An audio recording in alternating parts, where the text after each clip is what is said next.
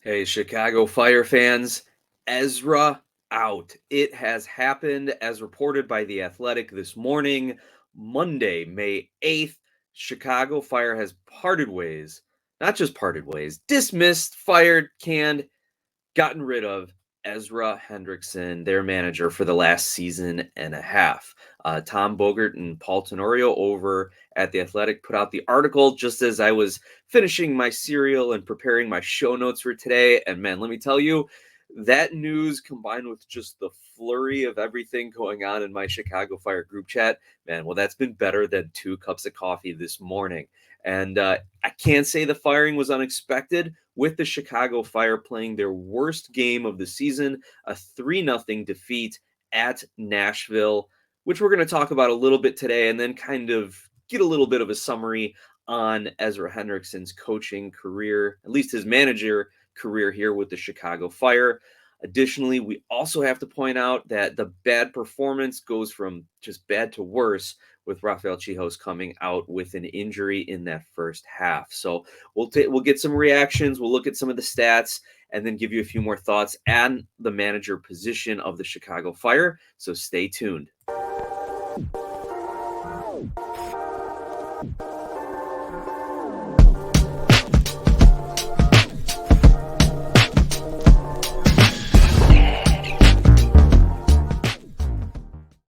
Welcome back, Fire fans, to the Feed the Fire podcast. I am your host, Nick, and we are brought to you by Skira Icelandic Spring Water, available at your local 7-Eleven. Well, as I mentioned before the intro tunes there, and as every Chicago Fire fan has probably already heard, manager Ezra Hendrickson has been fired by the organization after their worst performance of the season. Just an embarrassing 3-0 loss at Nashville, where this Chicago Fire team came out in a new formation, a new lineup, and absolutely wet the bed. Like, they looked lost. They did not know where to go. They did not know how to play with each other. It was the epitome of the last year and a half under Ezra Hendrickson, and as a result, he has been let go. So let's take a quick look at this new formation and kind of give you some takes on it. And maybe the next coach can learn a little bit from these mistakes. So the Fire came out in a 3-5-2, or what some people were thinking is a 3-4-1-2, where Xherdan Shaqiri is kind of that attacking midfield, floating around the field, finding the game. You have the freedom to do what you want kind of position. Obviously, Brady started in the back, but he used 3 center backs with Burks, Chihos, and Ohmsberg. And Tehran, as we know, was unavailable, was out after his injury last week. And then across the middle, Aceves, Navarro, Herbers, and Dean, again with Shaqiri in that kind of attacking mid-floating around position. So there's your 3-5. And then your 2 up front, Kasper Shabilko and Yorgos Koutsias. So Kai Kamara does not get the start in this game. Shabilko gets the start alongside Koutsias. Okay, great. You tried something new, but you picked the absolute wrong team to debut this against. A 3-5-2 is compact in the middle, and that's how Ezra has been wanting to play. So even if you tried other formations, he's been wanting a compact middle to prevent opposing midfielders from coming up, like a Hany Mukhtar, right? But the problem is with Nashville, they have excellent wingers. The 3-5-2 means that your 3 center backs are playing essentially between the 18-yard box lines, right? You're giving up that space in the corner to stay compact in front of the goal. This isn't like you have your wing backs if you're playing 4 in the back, his typical 4-2-3-1, where you've got your 2 center backs centrally, and you've got your 2 wing backs who, at least they're supposed to, as one pushes forward, the other rotates back to help cover, and vice versa. And then when you're in possession, you have your center backs a little bit wider, and your goalie is stepping up and almost playing a sweeper keeper role in order to open up some passing along the back. Nope, in this formation, you've got 3 center backs playing tight, you're giving up space on the wings, and you should not be doing that to Nashville SC. Our team, the Chicago Fire, and I say our team just as a supporter, not like I think I own the group or something, because if I did, things would be different. But the Chicago Fire don't have players to cover Schaffelberg, Mule, Lovitz, Godoy, Shaq Moore. When these guys are making runs in the space and into the corners, Aceves and Dean aren't quick enough to cover them. And you better believe that Burks is not soccer IQ enough to get in the right position, let alone physically fit or strong enough to track these guys down. And Olmsberg, as good as he's been, he's a big physical presence. But when you have quick guys like that playing in the wings, he cannot keep up with it. And then when Chihos goes down, they got to change the formation. Nobody knows what's going on. It just compounds everything. This match against Nashville is the absolute worst time to try this new formation. And if Ezra really was trying something new to save his job, at that point, drop 9 guys behind the ball, drop 10 guys behind the ball, and just leave Koutsias just camped out at the halfway line and just drop everyone back and just defend and counter and defend and counter. But nope, he tried something different. A lot of speculation was saying that they're rotating their squad to get ready for US Open Cup.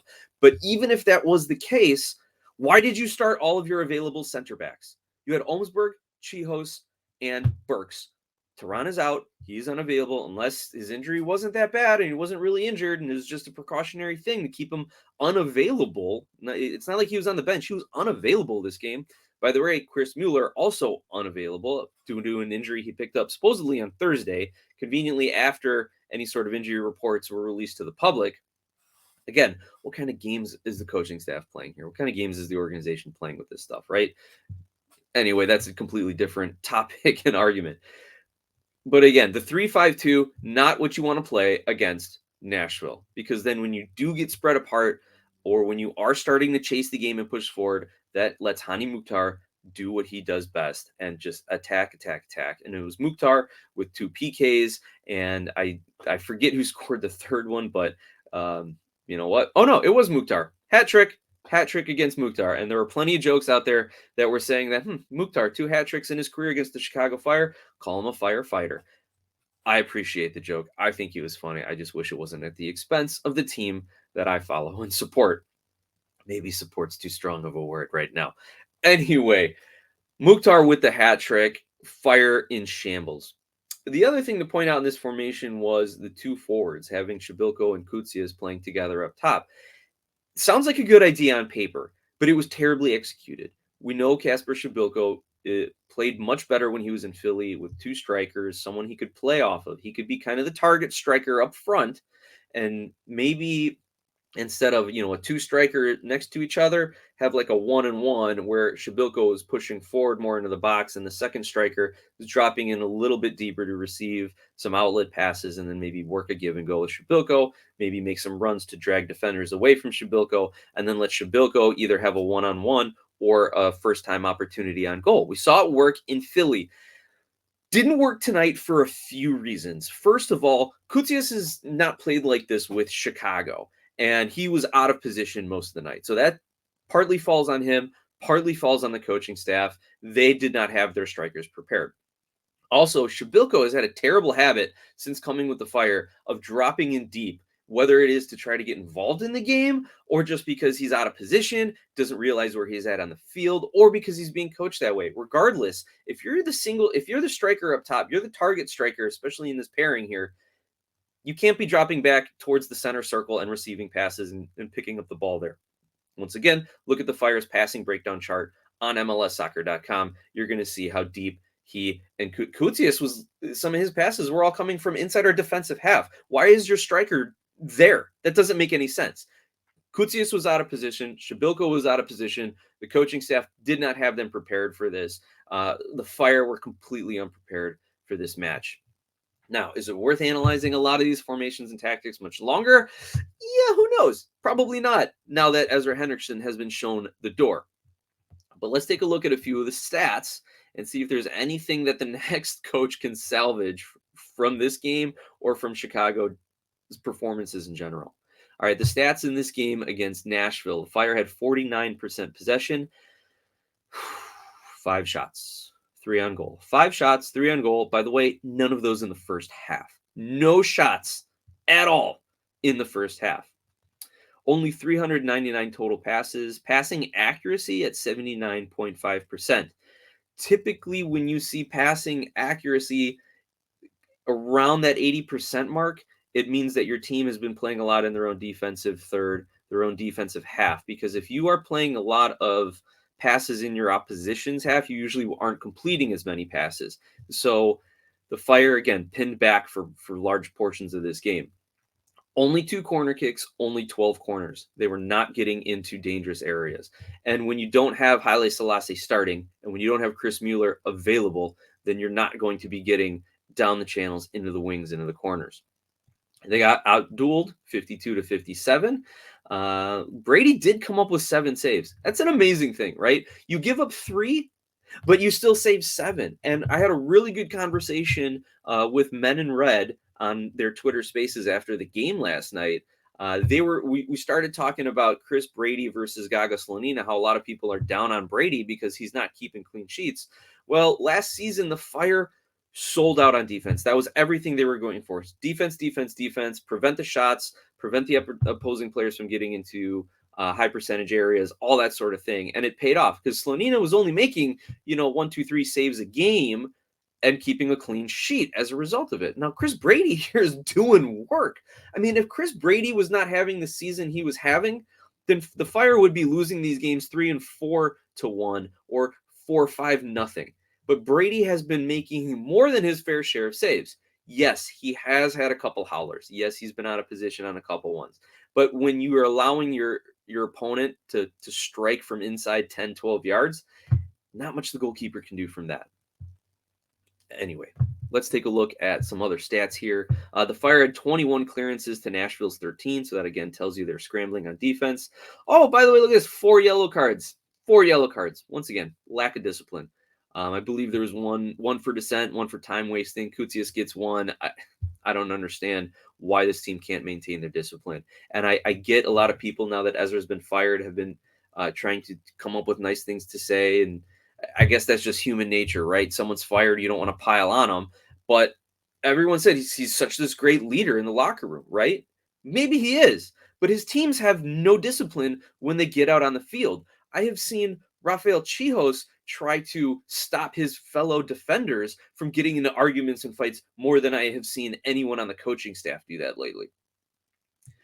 One last statistic here as we tend to look at expected goals. The Fire only had 0.4 expected goals in this match. Nashville, 5 expected goals. Now, granted, a penalty shot, depending on what model you use, is anywhere from like a 0.85 to a 0.95. But even if you took away 2 expected goals from that, Nashville is expected to score 3 goals and got 1. So I don't know. Is that just Nashville? I think that's just accumulation, right? They had 30 shots, 11 on target. So you're going to get a higher expected goal. They were just peppering the Chicago Fire in this match. Again, the Fire didn't have a shot in the first half, and their best opportunity was Brian Gutierrez's strike just after halftime. There's about a 20% chance of going in. I think he pushed it just wide. Otherwise, again, the Chicago Fire did not generate an opportunity more than an 8% chance of scoring, at least according to MLSsoccer.com stats. So again, here's the takeaway from this game, from every game this season. The Fire cannot generate offense. And for Ezra Hendrickson to go back and say Gutierrez is not going to the U20 World Cup and then to start him on the bench doesn't make any sense, especially when he's proven to be your best attacking player. Maybe you didn't think he is experienced in the 3-5-2 enough. So then why are you playing it? What are you doing in training? Okay, I'm getting ahead of myself. Getting ahead of myself here, folks. At this point, we are going to take our sponsor break and remind you all that Feed the Fire is brought to you by Skira Icelandic Spring Water. Icelandic for clear, Skira water comes from a spring in a government-protected nature preserve in Iceland with naturally low mineral content. This is not your average water. Clearly, pun intended, it's one of the best. And also, Skira Icelandic Spring Water sponsors our featured guest, John Donovan. John gives us his reviews, recaps, and takes on all things Chicago Fire following each of their games. John, I know we were kind of... maybe the Fire can do something different against Nashville. Maybe they're going to figure something out. It didn't happen. And let's hear what John has to say. He podcast exclusive. So make sure you're following along on Spotify and on YouTube. We are going to take a quick pause for John to take it away. All right. Thank you, John, so much as always for your contribution. Yeah, text me, call me. Let's talk about this Ezra Hendrickson thing because we have got to discuss it here on the podcast right now. Right now. Ezra Hendrickson has been fired by the Chicago Fire organization. The first article I saw, and I think the people who broke it were Tom Bogert and Paul Tenorio over at The Athletic. And here are the initial quotes from the article. Quote, "The Chicago Fire have parted ways with head coach Ezra Hendrickson. Sources with knowledge of the decision have told The Athletic. Sources were granted anonymity as they were not authorized to speak publicly on the decision." Continuing on. Frank Klopas, who was an assistant under Hendrickson, will be the Fire's head coach through the rest of 2023, the sources said. The club has also parted ways with assistant Junior Gonzalez. Assistants C.J. Brown and Zach Thornton remain on staff. End quote. So there you have it. I do not have a paid subscription to The Athletic, so that is what I will share with you at this point. Fans, this was a long time coming, sadly. We have talked about it on this podcast week in and week out. Ezra was a mess tactically. His players continually changed, even though he kept running out the same formation. The results were always the same, and he kept running out the same formation and the same tactics. His second half adjustments were non-existent. He was continually getting out coached. His substitution patterns were predictable and were always reactionary, never proactive. He never got the most out of his players, especially his designated players. Now, there's probably not a lot he could do with the mental state and the motivation for Gaston Jimenez and Xherdan Shaqiri, but better coaches do figure out a way to get through to their players, and better coaches aren't kind of governed by price tags. Phil Neville last season benched Gonzalo Higuain and then got the most out of him. Meanwhile, this season, while the Fire were playing better without Shaqiri, Ezra Hendrickson comes out and says, Xherdan Shaqiri, this is his team, and he'll be the starter when Gutierrez comes back. So that kind of tells you where his head was. And people say he's a great leader, but a lot of the things and comments that he said, something like that, teams playing well, clicking under Gutierrez, you can kind of have a little bit of a youth movement going on with Koutsias, Gutierrez, Fede Navarro. And then he says, nope, this is Shaqiri's team. The guy that does not fit how any of these other players play, the guy who does not run or play defense and who does not seem to have any sort of positive attitude effect on the team. It's his team. It's his team. So that was really part of his undoing. So again, as great of a leader as people say Ezra is or has been, it just didn't seem to do the locker room any favors, right? And we all saw kind of Gutierrez's body language a little bit out there. Now, was this the tough love thing? Because Guti came out in that second half when he came in and really had some good moments in the first 5-7 minutes or so, but then that was it. The team didn't do anything after that. Anyway, and speaking of Brian Gutierrez and Ezra Hendrickson, regardless of their relationship, it took Ezra Hendrickson an entire season to realize Gutierrez should not be playing on the wing and that Kasper Schmeichel just shouldn't be playing. Continuing on with Ezra, for me, his statements, his quote sheets after the games, they never really made sense. And because he got fired, I didn't even go back and look at the quote sheet from this last game. And putting aside comparing players to eggs and potatoes, we need to be eggs and harden in the boiling water, whereas potatoes will get soft in that same boiling water. Yeah, it's probably not the best. I've never seen that on any one of those, motivational posters like hanging in offices. It's usually you see either like the cat hanging on and it's like hang in there, or like a guy climbing a mountain and it's like, the journey starts with the first step. And then you see Ezra Hendrickson, it's like, be eggs. Like, no, those posters don't exist out there, but maybe they should. That might be some great counter motivational type stuff out there. Who knows? So let's put aside the eggs and the potatoes and the breakfast. I need to go eat now, man. I just had some Cheerios today. I should probably go make an omelet. But putting that aside, his post-game quotes never really matched up for me, right? We are not releasing Brian Gutierrez to the U20 World Cup, but Gutierrez is going to start on the bench. Doesn't make sense, right? Our lineup's going to focus on the U.S. Open Cup, but I'm going to run out all of my center backs, right? Also, by the way, I really think there's some terrible management going on between the senior team and CF2, because I don't know how many minutes Olmsberg has played between the two teams in the last 2 to 3 weeks, but that guy's got to be feeling a little tired. And if you're trying to like work him back in a little bit, give him 20 minutes here, 20 minutes there on CF2, okay, fine. But like, don't let them play 90 in CF2 and then like bring them in to play the next game against with the Fire. There's a lot of mismanagement from an organizational level there. And where I put some blame on Ezra is, as the head coach, if you are trying to get results, you need your best players training with your first team and playing with your first team. You don't send them down for rehab assignments in CF2. Anyway, that's my thought. Let's see what else we got here. Ezra keeps saying these guys need to be mentally tough, and yet we see them run out with the same kind of attitude week in and week out. He says that we cannot have these late game collapses, these set pieces, that own goal off of Selassie to give Atlanta the win late. We can't keep doing that. We keep losing our man in marking. Okay, so what are you doing in training? Like, why haven't you said, like, we actually have started doing some set piece defensive drills in training, and I fully expect an improvement. And if there isn't, then players will be getting benched. None of that. It was just this. He was answering questions just to answer questions and move on. And none of it flowed. None of it jived. And as a former trial attorney, I would love to get him on the bench, or I'm sorry, on the witness stand, and just cross-examine him to my heart's content.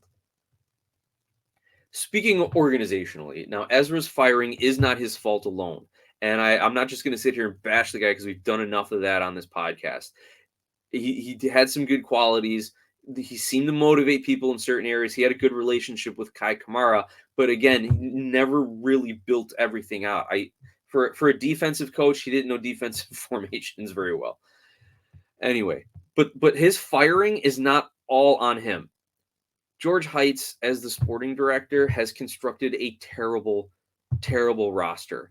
And now that we have started to see the Fire as an organization make some changes now, with Ezra and Junior Gonzalez being shown the door, we can start to say that, okay, now the spotlight is on George Heitz, because how many times Chicago Fire fans have we seen, or MLS fans have we seen, Chicago Fire in talks to sign striker, talks fall apart. Chicago Fire in the conversation for this player, that player, never get it across the line.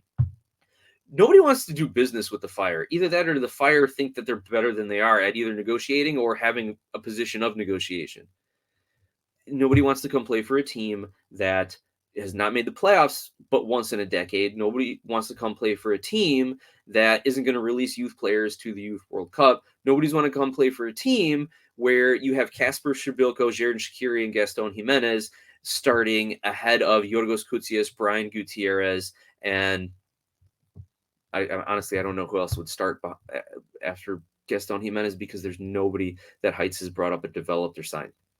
So yeah, maybe we can get a D mid cheap because he wants to come in and play some minutes here. Additionally, you have to hit on your designated players as an MLS franchise. And here is who Heitz has signed: Robert Beric, Ignacio Elisera, Gaston Jimenez, Xherdan Shaqiri, and Fernando Torres. I think we can safely say, or I'm sorry, Jairo Torres. Fernando Torres. Where was I thinking? Jairo Torres. I think we can safely say Jimenez and Shaqiri were busts as DPs. Jairo Torres to be determined, because the guy's been hurt. If he doesn't get many more minutes this season, then yeah, I'll call him a bust. Elisera, was he a bust or was he a victim of coaching changes? Who knows? But he was not good as a DP either way. Robert Beric may have been the only one who could have had a chance to be a good DP here for the Chicago Fire. He was third in Golden Boot race one season. I think, what was it, 17 goals he had? If no less than 12, no more than 17. I can't remember the numbers offhand here. But with a coaching change and with a formational change, his style of play was not in demand, and he was moved on, right? So the DP track record, terrible. Head coach hiring track record, not stellar either. So I don't think Heitz has long for this organization. His contract is through the end of the season. It would be my guess at this point in time that he gets to play out his contract and just kind of set things up for the next person. I really hope he does not get to hire the next head coach. I really hope he does not get to hire or assign any other players unless it's kind of homegrown academy kids coming up. And I confident in that a little bit, because if you're going to fire Ezra and say Klopas is the head coach through the end of the season, then you are going to let Klopas run things, get rid of Heitz, maybe get rid of Pelzer because your business isn't doing that well either. He's the technical director. Maybe get rid of him. But at the very least, we should see Heitz gone at the end of the season and use this time to find a new sporting director, GM. However, maybe they restructure it a little bit to bring in the next head coach. I'm glad that CJ Brown and Zach Thornton are still on the bench. I think Thornton is going to do great work with Chris Brady and all the goalkeepers coming through the Fire organization. I think CJ Brown has a lot to offer. I just think that as good as he could coach up the defense, they needed more offense going forward. So he had to allow his defensive players, his wingbacks, to be pushing forward rather than worrying about defense. But back to Ezra, as that's the headline today. I'll leave it at this. And yeah, I'm not even going to hedge. I'll leave it at this. There was a reason that he was an assistant over 10 years with 3 different MLS clubs, and why that ended the way it did with the Fire today. All right. Now, not to ruin the mood, even though it's a pretty poor one here, Frank Klopas was announced as the interim manager for the rest of the season. As a reminder, here are his MLS manager stats, according to Wikipedia. 140 games, 52 wins, 34 draws, 54 losses. So that's a 37.14 winning percentage. Again, more losses than wins, even though it's by 2. More losses than wins across the Chicago Fire, Montreal Impact, and then back to the Fire again. People will point out that he took the Impact to a trophy game or took him to CCL. I haven't looked into that. That's what I've been seeing on some chats, so we'll have to vet that out a little bit more. But regardless of the fact, Klopas is not a manager. He should not be here. I honestly believe that he has some secret deal with MLS or the Chicago Fire, and he has some like lifetime contract with them, because he should have been shown the door a long time ago. And there's going to be a lot more discussion about Frank Klopas as a manager in the future, in the near future, and I'm sure many outlets are going to start digging into that once the Ezra Hendrickson news goes through its cycle. But I'll say this: the only 2 things that the Fire have done consistently over the last decade are miss the playoffs and employ Frank Klopas. Keep that in mind. All right, let's take a look around the league before we wrap things up. Some of the notable games I said to keep an eye on in our preview show here were TFC hosting New England. New England with a good 2-0 victory to really kind of solidify themselves top of the East. Miami v. Atlanta. Not only do you have the Southern rivalry, you have Joseph Martinez playing against Atlanta, and he finally gets on the score sheet. He scores his first and second goal for Inter Miami against his former club. And the history here is he hits 100 goals. He is the fastest MLS player to score 100 goals, doing it in, I think, 141, 143 games, something like that. So congrats to Martinez. Also, I said keep an eye on Red Bulls Philly. That was a 1-0 victory for the Union, but we also saw that lead to the firing of Gerhard Struber, the manager there. Was it just the fact that the Red Bulls are the worst team in the East? Thank you, Red Bulls, for wearing that hat so the Chicago Fire don't have to, at least not this week. Was it the fact that Red Bulls are the worst team in the East that got Struber fired? Or was it the racism incident where he didn't sub off Dante Van Zier and really kind of waffled when he was asked about it in the press? I think they mutually parted ways. That's what it was. They mutually parted ways, but we all know what that really means. So Red Bulls got a new coach. Fire need a new coach. Yeah, who's next? Who's next out there, MLS coaches? And the last game I said to keep an eye on, San Jose v. LAFC. This was a victory for San Jose. They get a late winner here, 2-1, handing LAFC their first loss of the season. Looking ahead this week, the Fire have their U.S. Open Cup game Tuesday, May 9th. If you're going to be at the game, I know our featured guest, John Donovan, said he was going to go. So, John, let us, if you want to shoot me another audio clip, we'll work it into the next episode. If any of you fans are out there, let me know your experience, what you thought, what you saw. You can find me on social media at Glasshouse Soccer, or you can email me, glasshousesoccer@gmail.com. Once again, thanks to our sponsor, Skira Icelandic Spring Water. Everyone, have a great week. At least your week is going better than Ezra Hendrickson's already. We'll see you on the next episode.